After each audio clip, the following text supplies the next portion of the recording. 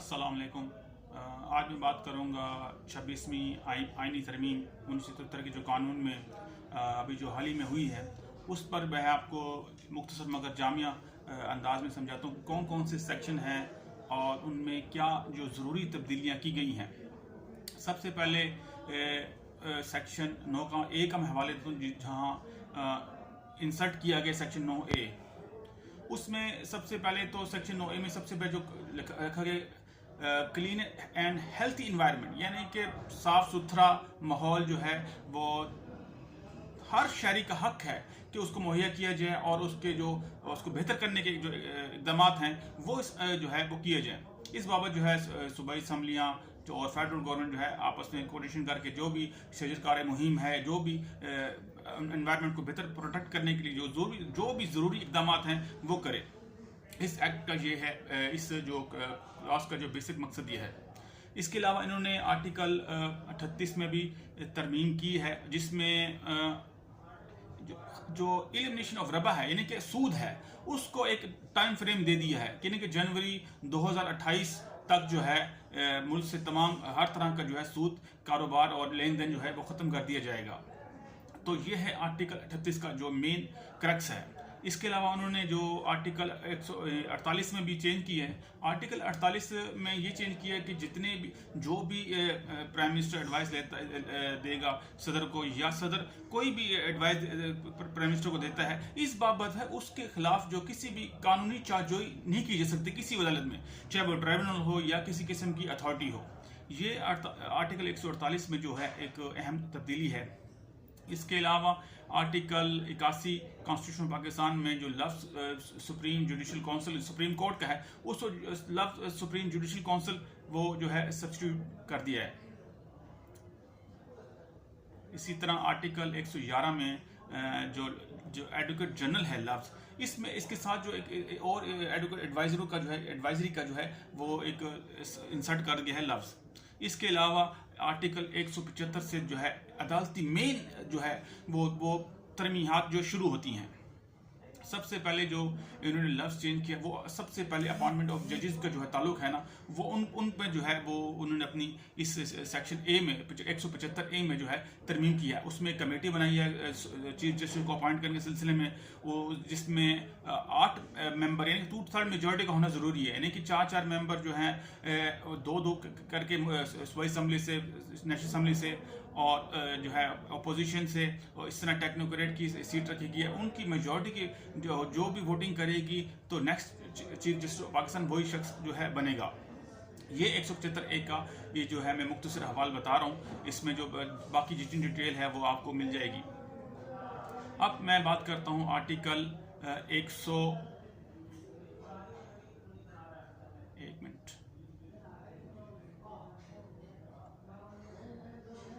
177 के मुतालिक। Article 177 basically criteria है इनके जजेस को कौन सा शख्स जो है सुप्रीम कोर्ट का जज बन सकता है। इसमें इस आर्टिकल में को वजाहत ये की है कि जो शख्स पाकिस्तान का शहरी नहीं है वो जो है वो इस आर्टिकल के तहत वो सुप्रीम कोर्ट का जज नहीं बन सकता। और इसका जो क्राइटेरिया है उसकी जो पीरियड है सर्विस है वो लेस देन जो है 5 साल से कम नहीं होनी चाहिए। यानी कि अगर किसी कोई जज है हाई कोर्ट का और उसकी जो पुरानी मुद्दत है 5 साल, अगर वो ऐसे जज हाई कोर्ट का रहा है फिर तो वो प्रमोट होकर सुप्रीम कोर्ट का जज लग सकता है। इससे कम ड्यूरेशन का जो है अब वो एक्सेप्टेबल नहीं है, पहले हो जाता था लेकिन अब ये मुमकिन नहीं है। इसके बाद जो है 15 साल की जो है एक्टिव प्रैक्टिस रखी है हाई कोर्ट की और सुप्रीम कोर्ट का वो इनरोल वकील हो।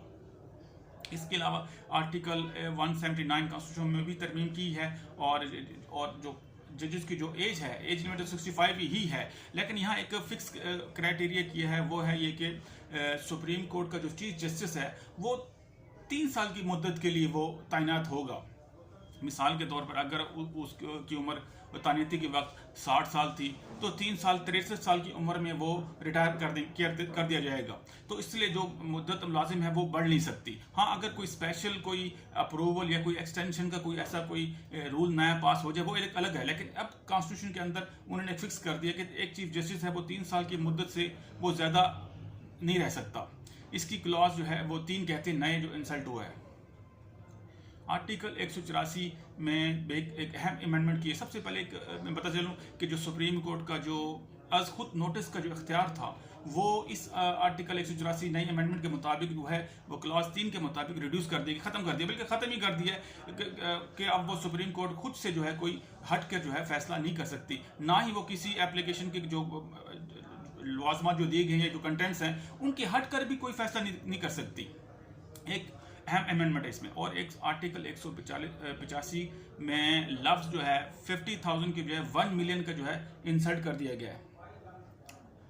आर्टिकल 186A में चंद जो है तब्दीलियाँ वो ये की गई कि कोर्ट की जो केस के ट्रांसफ़र के सिलसिले में है वो इट्स वो खुद भी कर सकते हैं, किसी की एप्लीकेशन कोई अगर दी है वो उसके थ्रू भी कर सकते हैं। ये इसमें इतनी सी तब्दीली की है। अब आर्टिकल 187 में जो सुप्रीम कोर्ट को जो चंद एक इख्तियार हैं, यानी कि provide that no order under this clause shall be pass otherwise than in pursuance of any jurisdiction vested in an exercise of the Supreme court.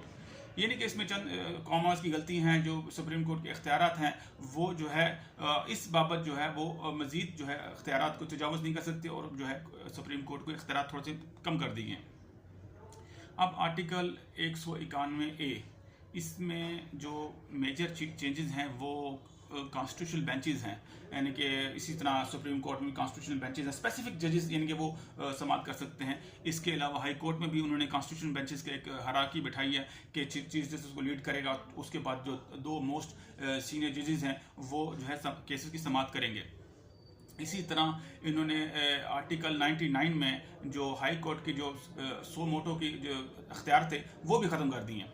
अब इसमें आर्टिकल 193 में जो है चंद एक अहम अमेंडमेंट है, यानी कि हाई कोर्ट के वकील बनने के लिए क्लास 2 में 193 की क्लास 2 में जो सबसे पहले जो वजाहत की गई है कि कोई भी ऐसा शख्स हाई कोर्ट का जज नहीं बन सकता जो 40 साल से कम उम्र हो और जिसकी 40 साल उम्र नहीं है और ना वो प्रैक्टिस कर सकता है। यानी कि यूँ समझ लें कि जो शख्स 40 साल का है वो उसके अलावा जो है उसको 10 साल प्रैक्टिस हो, एक्टिव प्रैक्टिस हो हाई कोर्ट की, और वो किसी भी पाकिस्तान में जुडिशल सर्विस की जो अगर कोई कर रहा है शख्स वो भी इंक्लूड करके ना ही वो हाई कोर्ट का जज बनने की अहलियत रखता है। बाकी जो दूसरी पॉलिसी वगैरह हैं वो भी सुप्रीम कोर्ट की वो भी गाय बगाए जो है वो पाकिस्तान बार कौंसिल भी इम्प्लीमेंट करता है किसी भी जज को हाई कोर्ट तैनात करने के लिए। यानी कि पहले वो 15 साल का जो क्राइटेरिया था हाई कोर्ट की जज के लिए, अब वो रिड्यूस होकर जो 10 साल कर दिया है। इस आर्टिकल में एक अहम अमेंडमेंट है। और इसके अलावा आर्टिकल 9 में जो मैंने अभी तस्करा किया है कि सुओ मोटो का जो अख्तियार है हाई कोर्ट का, वो टोटली ख़त्म कर दिया। और साथ ही वही शिक रखी है जो आर्टिकल 184(3) में रखी है, यानी कि कोई भी हाई कोर्ट का जो है जज वो खुद जो है किसी भी कंटेंट से हट कर कोई फैसला नहीं दे सकता जो मौजूद है। यानी कि जो अग्रीड पर्सन है जो दादरसी चाहिए उससे हट के उसको रिलीफ नहीं मिल सकता। इसी तरह आर्टिकल 200A में कॉन्स्टिट्यूशनल बेंचेस का तस्करा, हाई कोर्ट के बेंचेस का तस्करा किया गया है और जजेस की तैनाती के लिए मुख्तलिफ जो सीनियर जज है और उसके बाद जो नीचे जो 2 जूनियर जजों का वो एक हायरार्की जो है वो रखी गई है। इसके लिए आर्टिकल 203C में तब्दीलियाँ की गई हैं जिसमें लफ्ज़ हाई कोर्ट्स और फरेशर कोर्ट और इस्लामाबाद हाई कोर्ट का लफ्ज़ जो है इंक्लूड किए गए हैं। इसी तरह आर्टिकल जो है 203D में भी अमेंडमेंट की गई है जिसमें पहले तो 2 साल का मुद्दत थी, अब उसको रिड्यूस करके 1 साल की मुद्दत रख दी गई है। और इसी तरह आर्टिकल 208 कॉन्स्टिट्यूशन में सुप्रीम कोर्ट और इस्लामाबाद हाई कोर्ट के लफ्ज़ जो है इंसर्ट किए गए हैं। और आर्टिकल जो 209 में बिल्कुल सब्स्टिट्यूशन के जो चंद एक अल्फाज उनको तब्दील किया गया है। इसी तरह सुप्रीम जुडिशल काउंसिल में जो है वो जो तश्कील पाएगी वो यूँ है कि पहले चीफ जस्टिस होगा, उसके बाद नेक्स्ट मोस्ट 2 सुप्रीम कोर्ट के 2 अहम सीनियर तरीन जजेस होंगे। इसी तरह 2 मोस्ट जो सीनियर जजेस हैं वो हाई कोर्ट्स के होंगे, यानी कि मुख्तलिफ हाई कोर्ट्स के हो सकते हैं, वो सुप्रीम जुडिशल काउंसिल का पार्ट का हिस्सा होंगे। इसी तरह इसमें आर्टिकल 175 मजीद जो है इसमें तरमीम की गई है और मजीद इसमें जो है वजाहत की गई है। इसी तरह आर्टिकल 215 में जो इनकी जो मेन जो क्रैक्स है वो मैं बताया तो आर्टिकल 215 में जो provided further that the commissioner and a member shall notwithstanding the expiration of his term in continue to hold office until his success enter upon his office, यानी कि कोई भी अगर कमिश्नर के अपने कोई काम कर रहा है या उसको किसी वजह से नौकरी से निकाल दिया जाता है, तो जब तक कोई दूसरा उसकी जगह सीट नहीं संभाल लेता वो जो है अपनी जगह काम करता रहेगा। अब इसी तरह आर्टिकल 229 में लफ्ज़ है 2/5 पहले था, अब उसको 1/4 करके जो है मेजॉरिटी कि वो मेंबर जो है वो कर सकते हैं। ये इसमें एक छोटी सी तब्दीली की आर्टिकल 229 में। इसी तरह आर्टिकल 230 में जो तब्दीली की है वो ये है कि provide that the final report shall be considered within 12 months after it has been held. पहले आर्टिकल 230 में जो रिपोर्ट का जो तयन था वो 2 साल था, अब उसको रिड्यूस करके 1 साल पे कर दिया गया है। इसी तरह आर्टिकल 255 में चीफ जस्टिस हाई कोर्ट के पास जो अख्तियार था वो भी थोड़ा सा रिड्यूस करके और मज़ीद जो पर्सन का लफ्ज़ ऐड कर दे, चंद एक अल्फाज इसमें की जो है इनको हेर फेर किए उन्होंने। अब आर्टिकल 259 कॉन्स्टिट्यूशन, इसमें जो सबसे जो अहम जो तब्दीली की है वो इंसल्टिंग की है। इंसल्ट मतलब कि जो कोई इंसल्ट किया लफ्ज़, उस इंसल्ट से वो मुराद नहीं, इंसल्ट मतलब कि कोई लफ्ज़ ऐड किया इसके अंदर, यानी कि इसमें जो लफ्ज़ है नर्सिंग जो पहले ज़्यादा स्पोर्ट्स का लफ्ज़ था, इसकी जगह उन्होंने लफ्ज़ science, technology, medicine, art and public service जो है सब्स्टिट्यूट किए हैं लफ्ज़। अब इसका मैं थोड़ा सा मुख्तसर आपको हवाला देते चलूँ। आर्टिकल 259 में पहले जो जितने भी हमारे पाकिस्तानी जो भी अहम खदमात अंजाम देते थे मुख्तलिफ अपने शोबा हजात में, उनको दूसरे ममालिक में जो है वो तोहफे तहत मिलते थे। अब वो पाबंदी लगा दी, पाबंदी तो उनके रूल्स में बिजनेस के में भी है, लेकिन यहाँ एक मज़ीद इजाफा कर दिया कि पहले चंद प्रोफेशन इसमें ऐड नहीं थे, उन्होंने ये ऐड कर दिए, यानी कि साइंस है, टेक्नोलॉजी है, मेडिसिन है, आर्ट्स एंड पब्लिक सर्विस है।